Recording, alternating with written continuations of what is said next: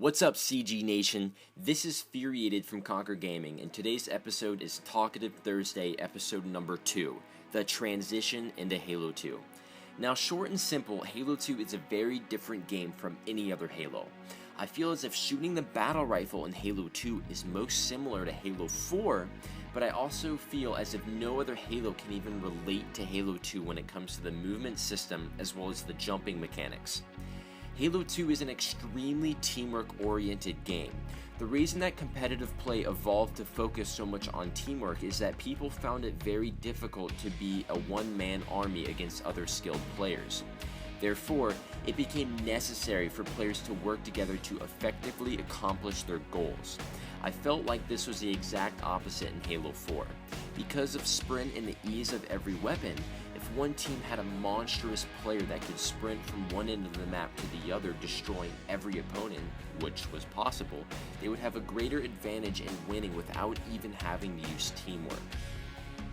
Make no mistake about it, teamwork is the absolute key to success in Halo 2, and it is what makes or breaks all of the top teams in tournament play. There was a difficulty in trying to explain how to have good teamwork because there are no concrete ways in which everything should be done. Having good teamwork centers on communication, coordination, and good on-the-fly decision making. A lot of your success in team play will hinge on your teammates' willingness to work with each other to accomplish the same goal. While there is no strict method that must be followed by everyone on your team in order to work well together, there are a number of things that each of you can do to create a good foundation that can be built upon with practice over time.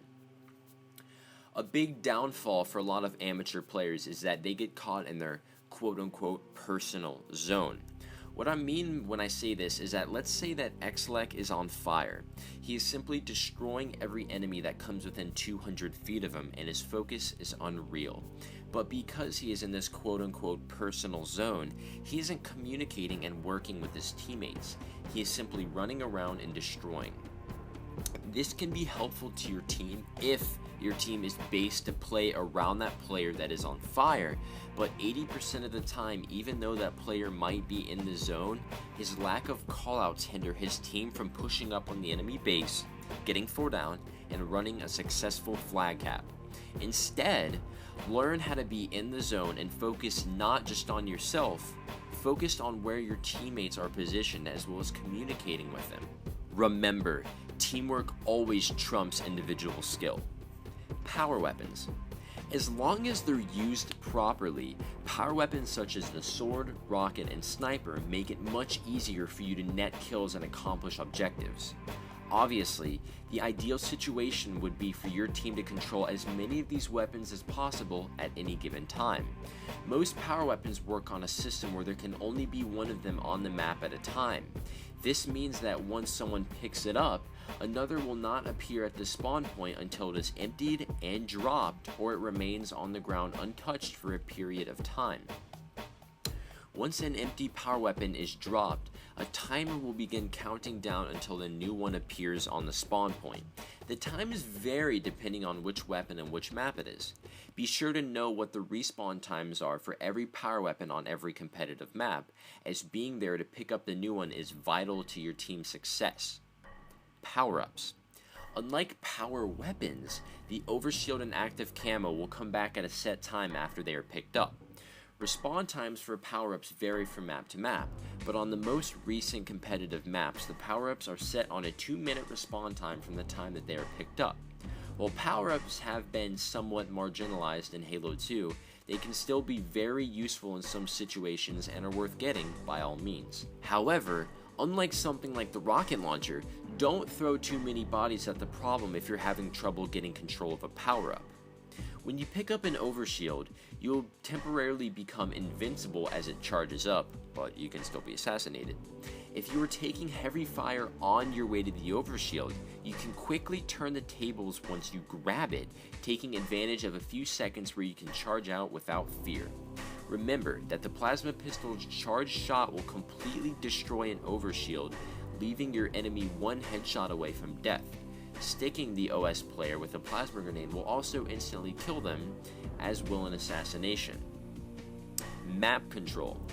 Map control is the idea of occupying strategic areas of the map from an advantageous position that allows you to cut off and kill enemies that try to pass by or try to occupy the area. You ever get that feeling that during a game, no matter what you do or where you go, someone is always there and kills you? Well, you were the unfortunate victim of enemy map control. Typically, map control comes through weapon control. This is because when you have a power weapon, you can win a fight very quickly as long as you use it well. Therefore, one really good sniper can control an entire section of the map alone, picking off enemy players one or two at a time as they try to penetrate the area. Without power weapons, it would likely require more players to lock down the same amount of space because they would have to fight on equal footing with the enemy.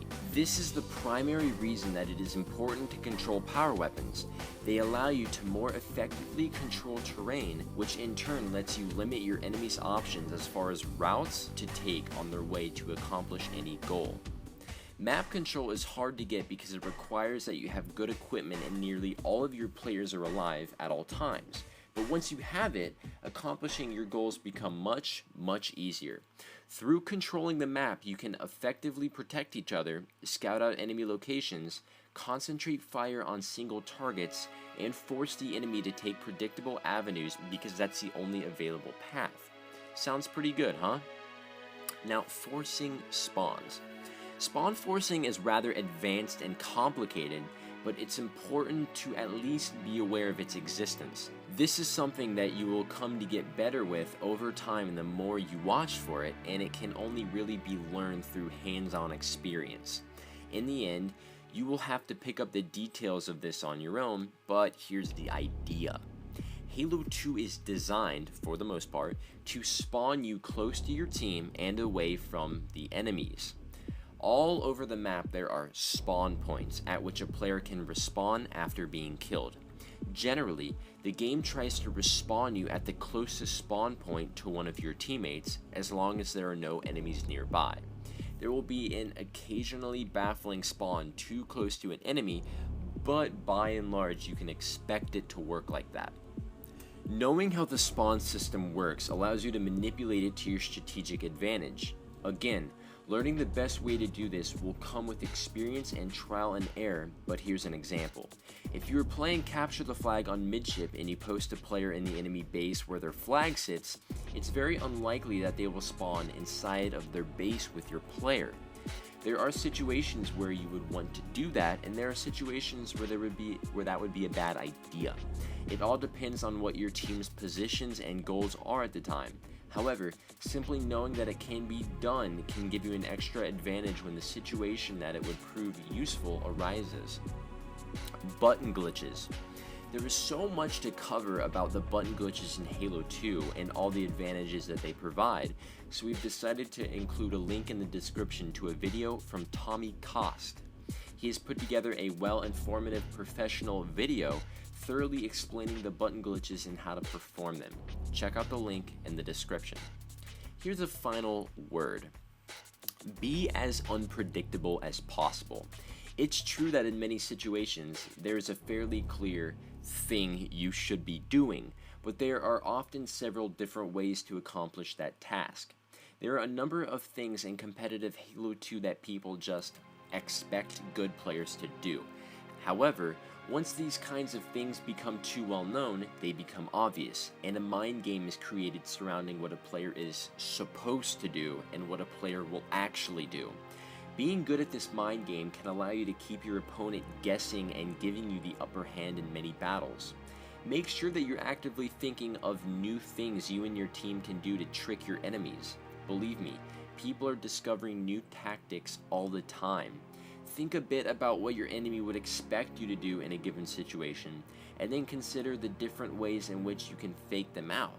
However, don't always do the unexpected thing, because then it becomes the expected thing. Understand? It's a guessing game, to be sure, but combining a clever manipulation of this game with a solid grasp of fundamentals and teamwork is what ultimately makes a great player.